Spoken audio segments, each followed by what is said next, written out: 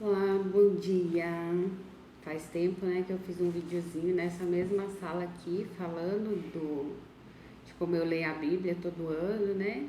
Continuo lendo, mas não tenho feito nada mais no sentido de vídeo, para incentivar, para mostrar nada. Mas hoje me deu vontade de fazer a leitura com vídeo e colocar aqui no YouTube de novo. Então vamos lá, a leitura de hoje é dia 28 de agosto. Então vamos lá. A leitura de hoje é João, capítulo 7, versículo do 25 ao 52. Então vamos lá. A incredulidade dos irmãos de Jesus.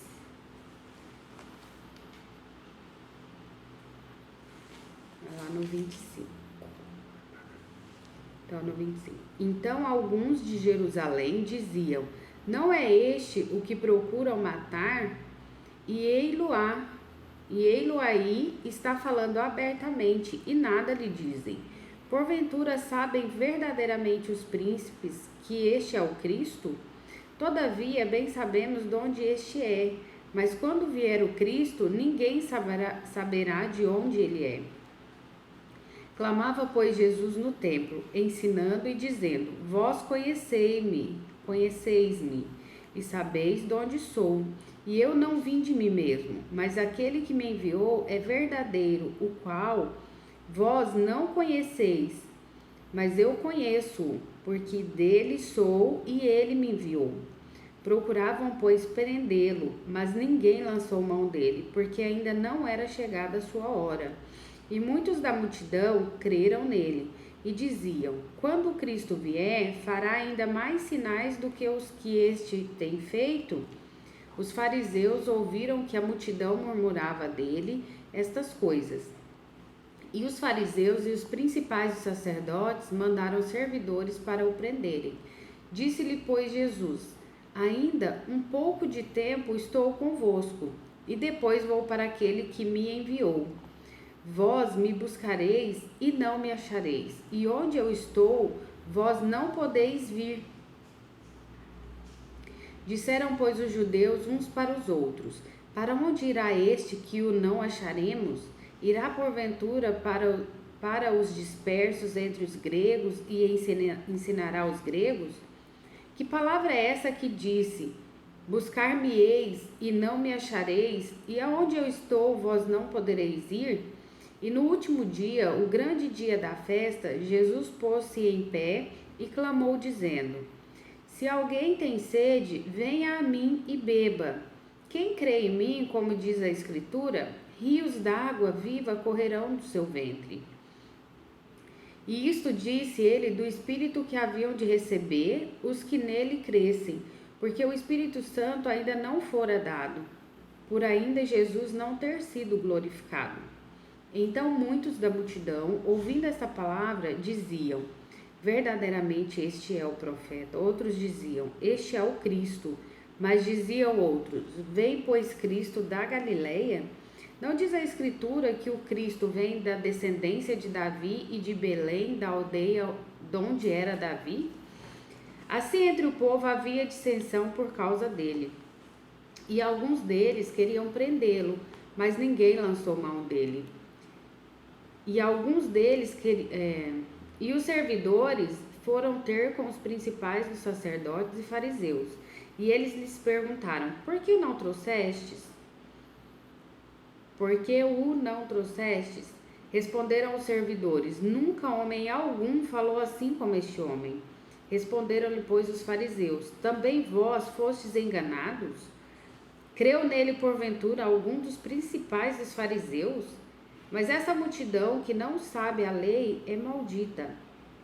Nicodemos, que era um deles, o que de noite fora ter com Jesus, disse-lhes: Porventura, condena a nossa lei um homem sem primeiro ouvir e ter conhecimento do que faz?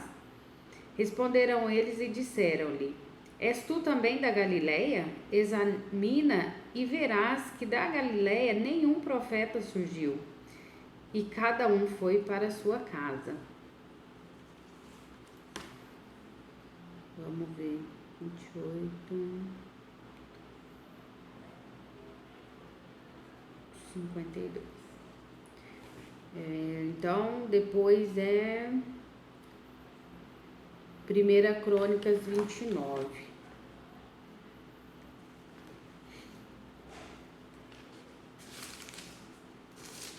Primeira Crônicas 29. As ofertas de Davi, dos príncipes e do povo para a construção do templo. Disse mais o rei Davi a toda a congregação: Salomão, meu filho, a quem só Deus escolheu, é ainda moço e tenro, e esta obra é grande, porque não é palácio para homem, senão para o Senhor Deus. Eu, pois, com todas as minhas forças, já tenho preparado para a casa de meu Deus ouro para as obras de ouro, e prata para as obras de prata, e cobre para as de cobre, ferro para as de ferro, e madeira para as de madeira, pedras sardônicas e as de engaste, e pedra de ornato, e obra de embutido, e toda a sorte de pedras preciosas, e pedras marmóreas em abundância. E ainda da minha própria vontade para a casa do meu Deus, o ouro e prata particular que tenho, demais eu dou para a casa do meu Deus, afora tudo quanto tenho preparado para a casa do santuário. 3.000 talentos de ouro, do ouro de Ofir, e 7.000 talentos de prata purificada para cobrir as paredes das casas. Ouro para os vasos de ouro, e prata para os de prata, e para toda obra de mãos de artífices. Quem, pois, está disposto a encher a sua mão para oferecer hoje voluntariamente ao Senhor? Então os chefes dos pais e os príncipes das tribos de Israel e os capitães dos milhares e das centenas, até os capitães da obra do rei, voluntariamente contribuíram e deram para o serviço da casa de Deus 5.000 talentos de ouro, e 10.000 dracmas, e 10.000 talentos de prata, e 18.000 talentos de cobre, e 100.000 talentos de ferro. E os que se acharam com pedras preciosas as deram para o tesouro da casa do Senhor, na mão de Jeiel, o gersonita. E o povo se alegrou do que deram voluntariamente, porque com coração perfeito voluntariamente deram ao Senhor. E também o rei Davi se alegrou com grande alegria, pelo que Davi louvou ao Senhor perante os olhos de toda a congregação. E disse Davi: Bendito és tu, Senhor, Deus de nosso pai Israel, de eternidade em eternidade. Tua é, Senhor, a magnificência e o poder e a honra e a vitória e a majestade, porque teu é tudo quanto há nos céus e na terra. Teu é, Senhor, o reino, e tu exaltaste sobre todos como chefe. E riquezas e glória vêm de diante de ti, e tu dominas sobre tudo. E na tua mão há força e poder, e na tua mão está o engrandecer e dar força a tudo. Agora, pois, ó Deus nosso, graças te damos e louvamos o nome da tua glória. Porque quem sou eu e quem é meu povo que tivéssemos poder para tão voluntariamente dar semelhante coisas? Porque tudo veio de ti, e da tua mão tu damos. Porque somos estranhos diante de ti, e peregrinos como todos os nossos pais.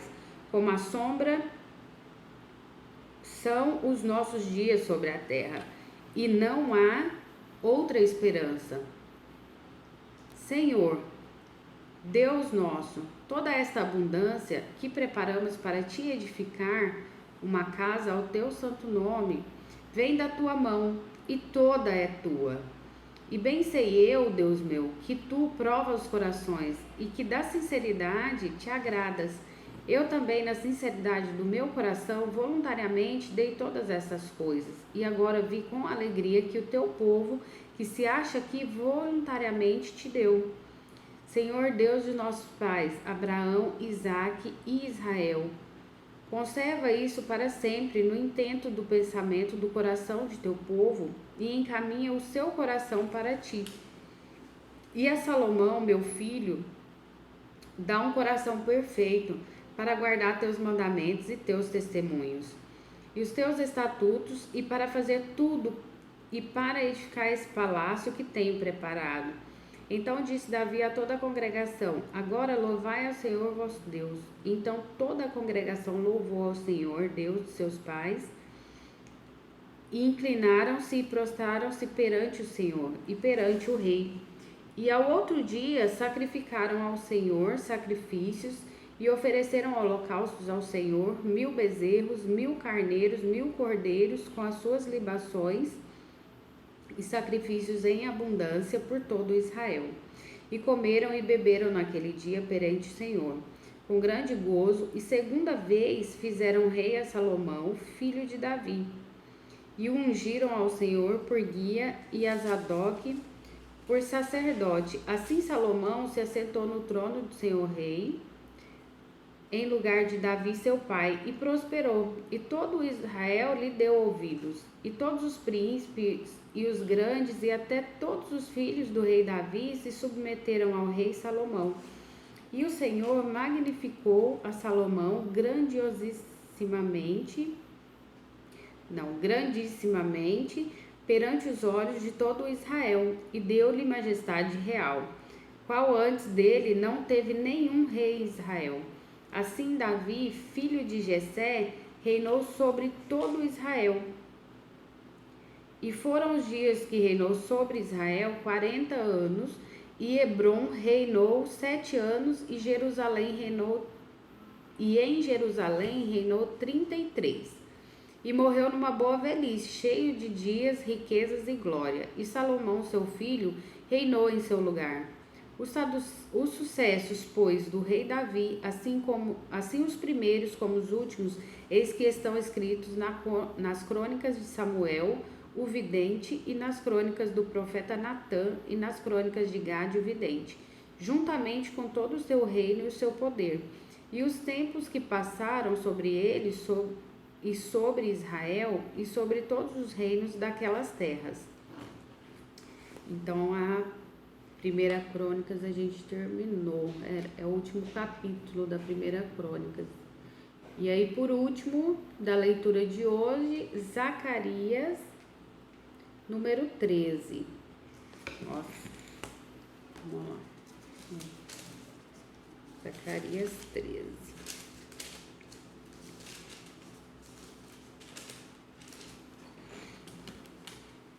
Naquele dia haverá uma fonte aberta para a casa de Davi e para os habitantes de Jerusalém, contra o pecado e contra a impureza. E acontecerá naquele dia, diz o Senhor dos Exércitos, que tirarei da terra os nomes dos ídolos, e deles não haverá mais memória, e também farei sair da terra os profetas e o espírito da impureza. E será que, quando alguém ainda profetizar, seu pai e sua mãe, que o geraram, lhe dirão: não viverás, porque mentirosamente falastes em meu nome, em nome do Senhor. E seu pai e sua mãe, que o geraram, o traspassarão quando profetizar. E acontecerá naquele dia que os profetas se envergonharão, cada um da sua visão, quando profetizarem. Nem mais se vestirão de manto de pelos para mentirem. Não dirão: não sou profeta, sou lavrador da terra.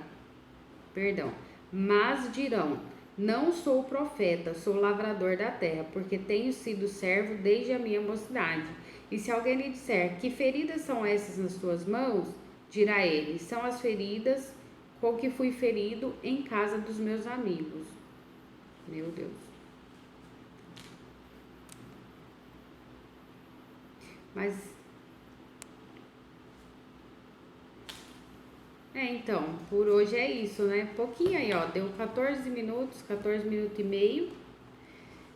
A gente faz essa leitura diária, é bem rápido, lógico que eu só fiz a leitura. A minha oração eu fiz pra mim, né? Entre eu e Deus. Antes de começar, né? A gente faz uma oração pedindo sabedoria, entendimento, que Deus abre os nossos olhos e o coração para entender a palavra do dia, para entender o que Ele quer dizer para a gente com essa palavra que a gente está lendo, o que a gente precisa mudar na nossa vida. Depois que ler, agradecer, eu agradeço assim pela permissão de Deus, por me permitir aprender a ler, por me permitir saber que existe a palavra dele, que existe a Bíblia, por me permitir saber que é bom ler a palavra dele, por me dar força para fazer essa leitura, porque a preguiça é grande, o desânimo é grande, a gente tem tantas coisas para fazer, a ficar assistindo vídeo no Instagram, ficar assistindo vídeo no Facebook, ficar assistindo vídeo no YouTube, gente, isso é muito importante, né? E a gente gasta muito tempo do nosso dia fazendo essas coisas importantes, né? E vai perder tempo lendo Bíblia? Não, né? É difícil porque a Bíblia dá uma dificuldade pra gente para ler, mas fazer todas as outras coisas é muito simples. A gente arruma tempo, a gente perde um tempão, fica horas fazendo isso e dá muito prazer, né? Agora tirar um tempinho, 15 minutos para fazer uma leitura diária da Bíblia, a gente não consegue, infelizmente. Então eu agradeço por Deus cada dia que Ele me dá força e coragem para ler a palavra dele, para meditar nessa palavra, para estar diante de Deus, porque é o mínimo que a gente pode fazer depois dele ter permitido a gente acordar mais um dia, né? E a vida da gente fica tão mais leve quando a gente faz essa leitura, quando a gente começa a ter o entendimento da palavra, porque, como diz mesmo a palavra, né, os dias são difíceis, a gente vai entendendo que desse mundo aqui na Terra a gente não vai ter paz, a tendência é piorar, as coisas que a gente vê, tem visto, né? E eu falo também, vejo muita gente falar que não esperava que ia ver tudo isso, né? Porque a gente lê na Bíblia e a gente projeta muito para muito depois, né? Para a próxima geração, não sei. Apesar de que tem gente que fala assim, Jesus está voltando e nunca volta. Não, ele vai voltar. Só que ele falou que ninguém sabe o dia nem a hora, né? Então, mas o ideal mesmo que eu trago para minha vida é como se ele fosse voltar todo dia, como se fosse hoje, é hoje, né? Porque a gente tem que estar preparado, a palavra fala que tem que estar preparado para essa volta e fala também sobre os sinais, e os sinais estão aí, né? É filho contra pai, pai contra filho, aberrações, assim, maldade, crueldade, principalmente com as crianças e, assim, coisas horrorosas, né? Essas questões dos governos tá com tanta autoridade sobre as pessoas, igrejas fechadas, né, com desculpas de doença. A igreja sempre foi um hospital, o lugar que sempre esteve aberto, aliás, o único lugar que nunca fechou, né, foi a igreja. E hoje a gente vê com uma desculpa que tem doença, sempre teve, né, agora tem mais uma, mas eles conseguiram com a desculpa de mais essa doença que a gente tem agora, que a taxa de letalidade é muito menor do que, por exemplo, infartos, doenças do coração,